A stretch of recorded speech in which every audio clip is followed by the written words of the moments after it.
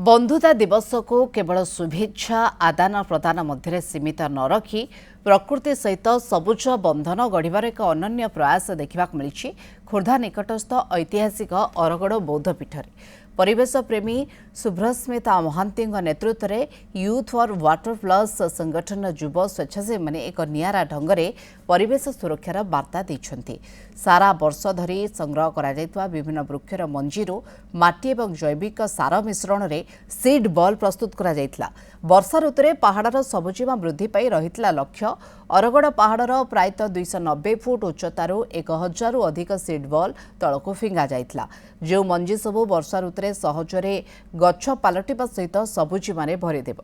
ए वृक्षरोपण अभियान में युव स्वेच्छासेवी तन्मय स्मृति विश्वजित आदित्य शिव एवं संस्कार प्रमुख सक्रिय भाव में अंशग्रहण करथिले। प्रकृति सहित बंधुता स्थापनर अनन्य प्रयास आगामी दिन में अरगड़ पहाड़ अंचल को आहुरी सबुजमय और जीवंत करिबारे बड़ भूमिका ग्रहण करिवार आशा करा जाउछि।